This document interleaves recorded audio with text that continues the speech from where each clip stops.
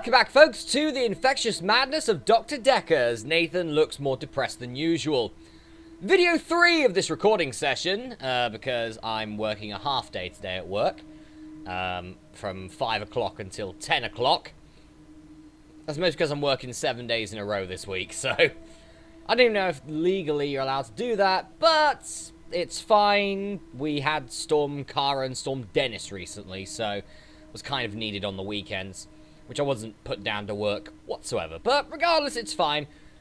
So I've got about 5.5 hours to try and get as much recording done as possible, because I want to get my schedule back up to where it should be, about a year in advance. And it's currently at about 11 months in advance. That's not enough! Anyway, as much as I probably want to talk to Nathan, I'm actually going to talk to Jaya first, because, well, we kind of have an issue. How is Ben?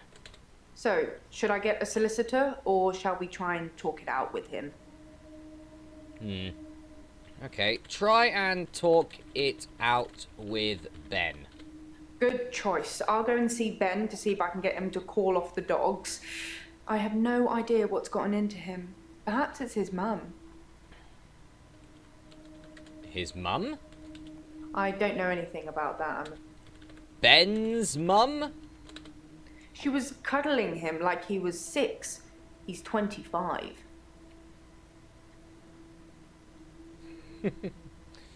Oh, no.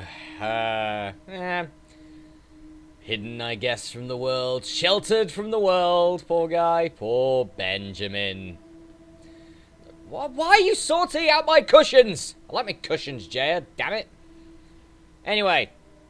So, yeah, we might as well ask. What were you doing Valentine's Day?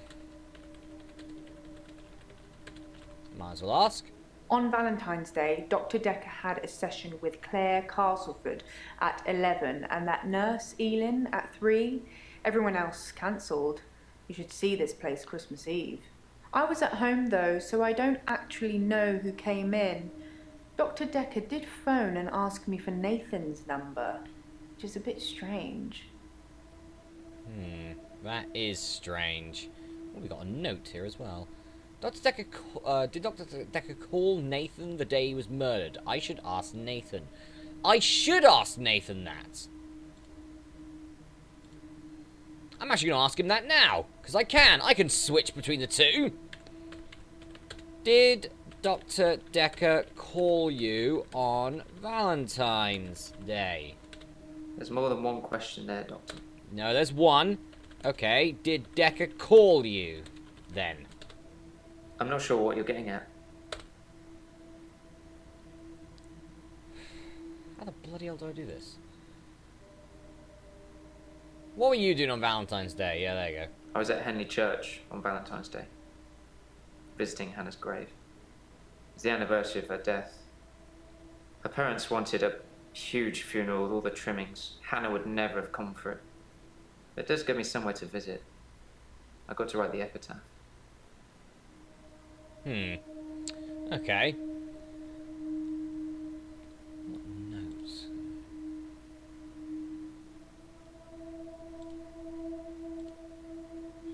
Did Dr. Dekker call you?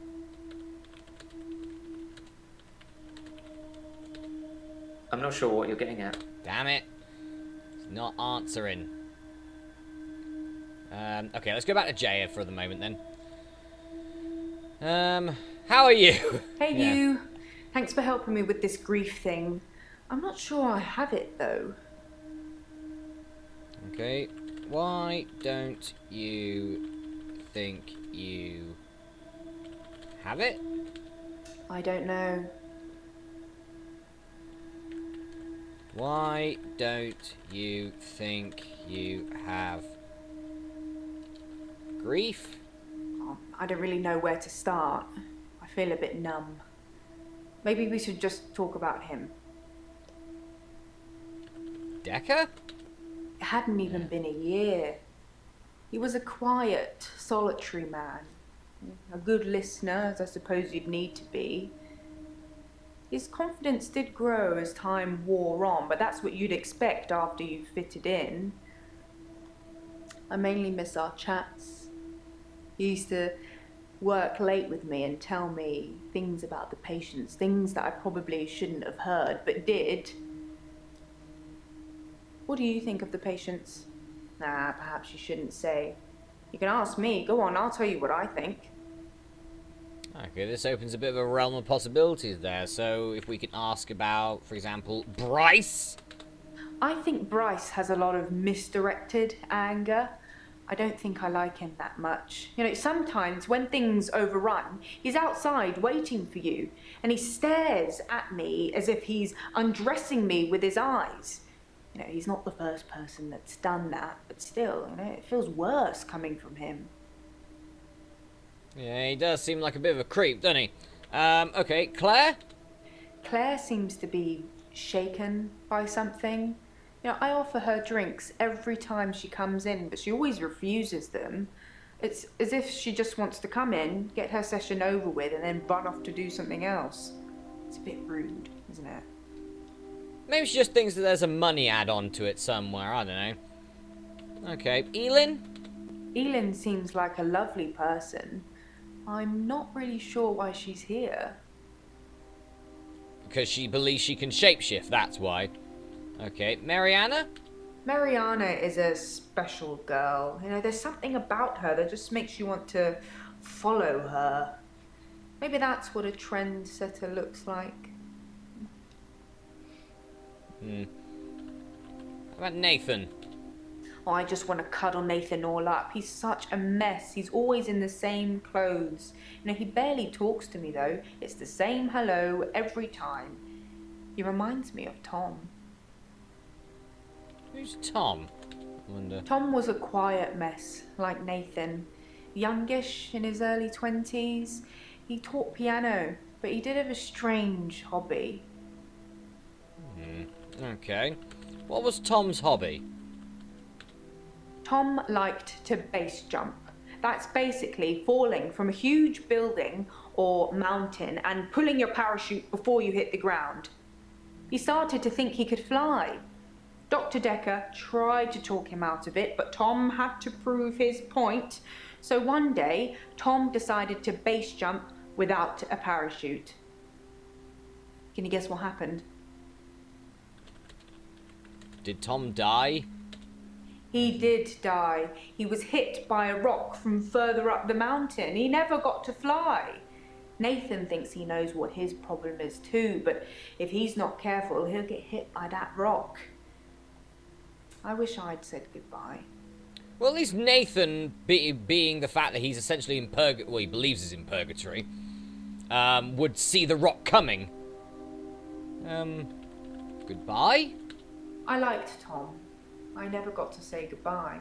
I did with Dr. Dekker, though, so I suppose that's some closure.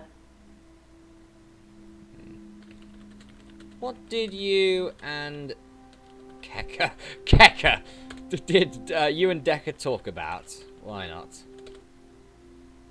Dekker. Okay. How did you say goodbye to Dr. Dekker? Dr. Dekker tried to fire me, not long before his murder, so we got to say what we wanted to say then. And I've got the termination letter somewhere. It's not going to stick, obviously. Professor Alderby and the Trust will overrule it, but it's nice to know what he felt about me. Great, okay. Well, let's have a look at this, termination letter. Jay's termination letter. Dear Jay, 13th of February, I regret to inform you that your services are no longer required. Please clear out your desk and leave by the end of this week. Dr. Dekker. Oh, God. Would Jaya murder Dr. Dekker because of the job? Would she know that Alderby would have overruled it? And then just went, this is just nothing, it's crap. That's an interesting thing, I guess. That is interesting. Okay. Why did Dekker want to fire you? No, we ain't got it. We just got Dekker there. Professor Alderby? Professor Alderby is a trustee. Did I not mention that? No, you didn't mention that. Sorry, Doctor. I don't... Oh, never mind. Okay, yeah. Why did you work late with Dr. Dekker? We'd worked late together on all sorts of things. He was preoccupied with finding patterns in patients, trying to find some kind of order. Okay, patterns? Mainly he was searching for a common experience the patients might have had. That's what led them to his office. He'd study everything, even the referral letters. Okay. He seems like he's trying to get some sort of similarity between his patients. That's probably not the best idea. Yes. Letters, parking tickets, holiday destinations. You know, I find those referral letters... He was sure there was a pattern in them. Interesting. Well, we found all the key points with Jaya, so I guess we'll move on to Nathan. So there seems to be some sort of... something that Dr. Dekker and Jaya certainly did not agree on some things, which caused for Dekker to try and get Jaya terminated, which is interesting, because it would certainly be overruled unless Jaya tried to do something unprofessional, that is. Well, Jaya is one of our suspects, so she may have done it. We don't know. Anyway, how are you today, Nathan? Hello again, Doctor. I had a bit of a shaky loop incident, but let's not talk about it. Yesterday, I set fire to Hannah's clothes in the garden. I just wanted the day to move forward. I instantly regretted it. And lo and behold, here we are, a new day. Hannah's clothes are a pile of ashes. You're still in the same shirt, goddammit, man. Yeah, what was the epitaph? We walk alone without our angel. Oh. That's nice, I guess. Do you feel lonely? I've been alone since Hannah. I can't imagine anyone ever replacing her. Not that I've looked. Do you think I should look for someone else? Yes, you should look for someone else. Okay, fine. I'll try. I'm not really sure what I'm looking for, though. Just sign up to Tinder and start swiping. Maybe Don't it's just start company or that. anything. Although I don't really want any. Why don't you want company? Yeah, don't bloody Tinder it. That's lazy. It is lazy. I was on Tinder for about 2 days, got bored, uninstalled it, never looked back. Simple. There's just better ways of meeting people, isn't there? You know, than just talking online. It's just artificial. It feels weird to me. Especially with all the weirdos you get on there. So, definitely weird. I don't know. Doesn't know why he doesn't want the company. Okay. Are you religious? I'm not religious. But when I read Hannah's epitaph, I knew her parents would want some acknowledgement of the great bearded one.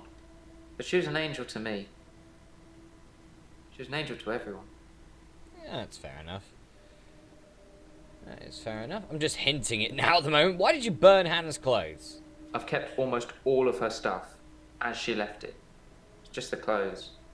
I've decided to burn those yesterday, so here I am. Hannah loved clothes. Every season, she'd donate her entire wardrobe to some charity or another, and only buy stuff she loved. I was left with winter. I don't even know what her favourite season was. Does it matter? What's your favourite season, Doctor? Personally, my favourite season is actually winter. Reason for this, I'm a very warm-blooded person. Like, my core body temperature is higher than the average. So, you know, spring, it's mostly raining. Summer, it's way too hot. Autumn is mostly okay. But it's... oh, leaves getting stuck to your shoe. Terrible. I guess winter's probably the same with that. But, yeah. Autumn's colourful, don't get me wrong. But, winter, because it's cold. And my body temperature keeps me warm. And I watch everyone else. They're like... what? How are you cold? How are you not cold in just like a t-shirt or something in the winter? In like 10 degrees, 9 degrees, and I'm just there going, it's nice to be like a bear. Very nice bear that wears trousers, may I add. I do wear trousers. If you like winter, you're supposed to be hard-working and analytical. I suppose that increases my chances of you curing my problem. I don't think winter was Hannah's favourite season. Not colourful enough. Yeah, well, I guess that's about right. But then again, you're looking for colourful, then you got to go for either autumn or summer, right? Surely. Anyway, when did you leave Henley Church? I left Henley Church about 11 o'clock on Valentine's Day. I was talking to an archaeologist who said they'd uncovered some fossils resembling a strange cephalopod-like creature. Strange place to find an octopus, really. What? Do you think I've got something to do with Dr. Dekker's murder? Maybe you should ask your assistant who Dekker saw that day.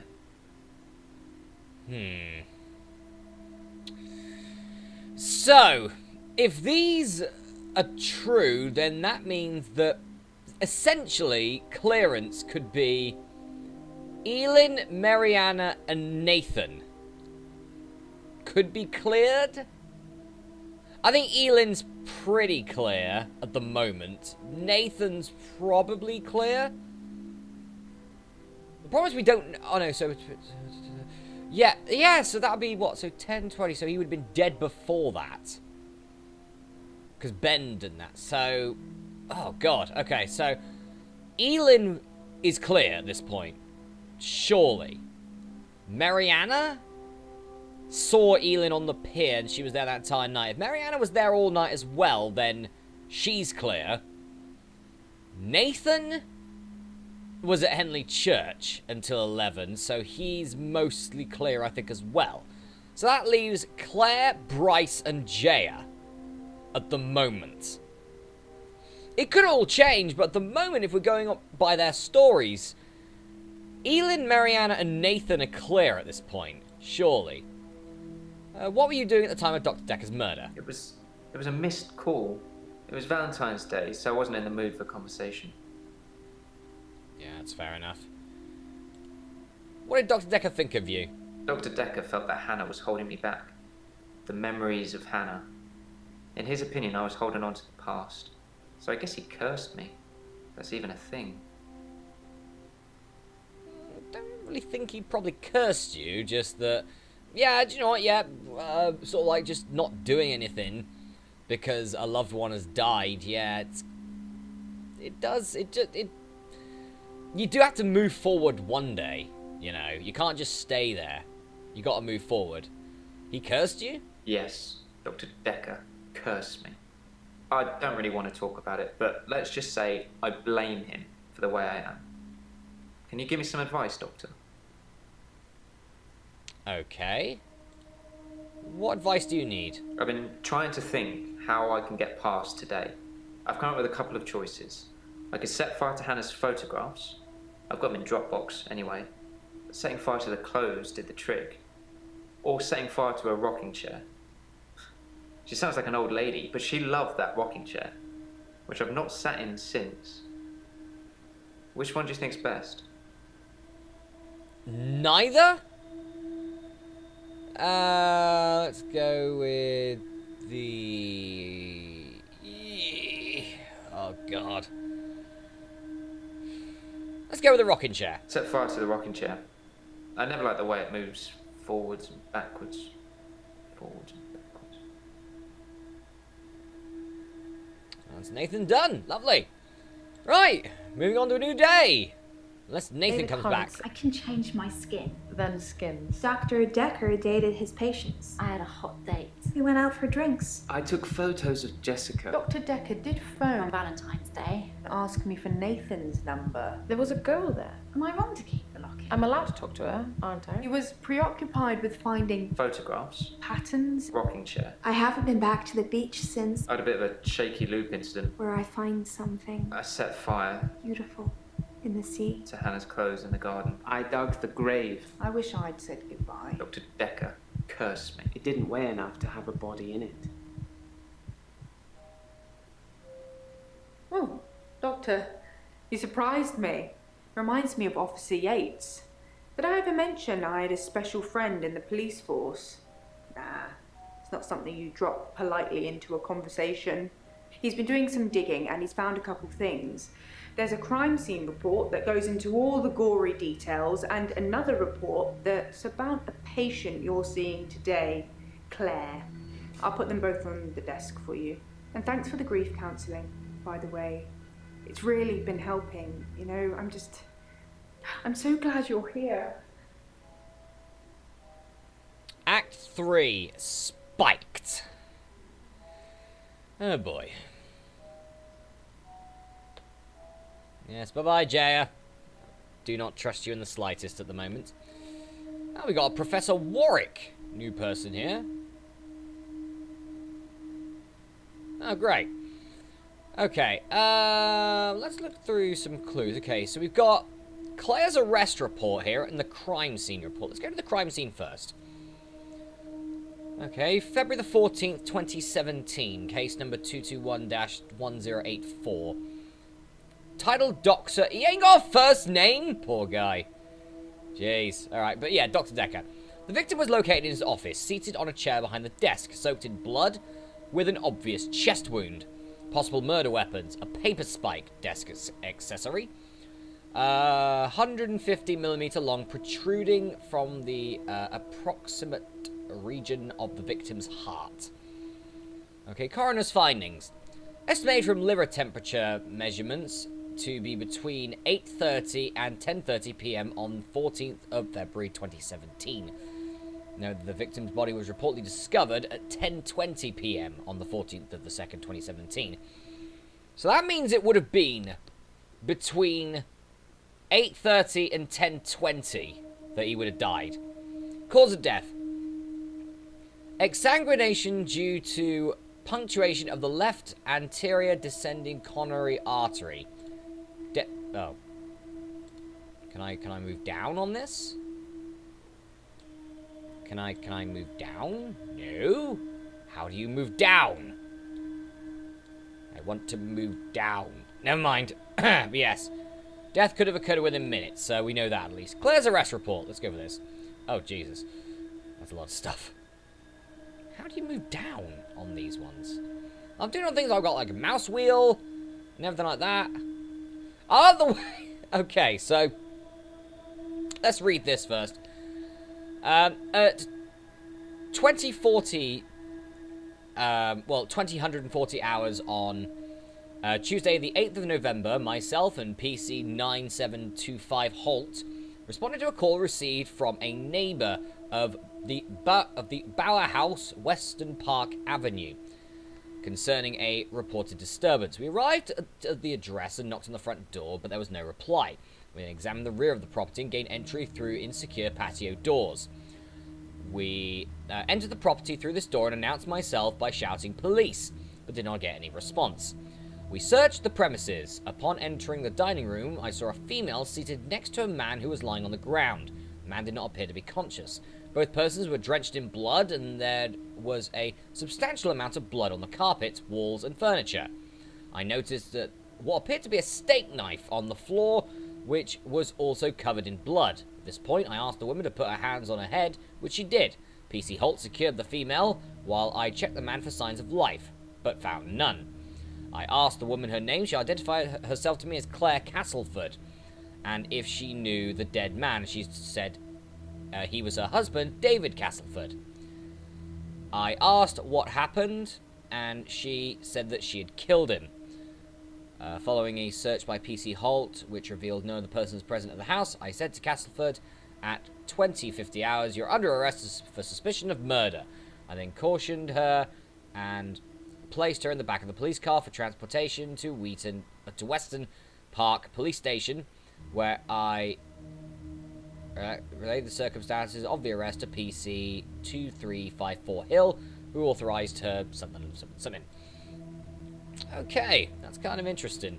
So, Professor Warwick, do we really need to talk to you? No, because we've got everything sorted. You're not our issue, mate! You can just go. You're not an issue. You're not our issue. There are things we can talk to him about, but I'm not sure if we can. I'm not sure if we want to. Anyway, guys, I'm going to go for a break here, but the next episode of Let's Play The Infectious Madness of Dr. Dekker, probably not going to be talking to this guy. We don't need to talk. He's on orange. Or yellow. We don't need to talk to this guy. Jaya, Bryce, Claire. It's you three at the moment. I'm probably the most interested in so far. Anyway, I will see you for the next episode, folks. See you then.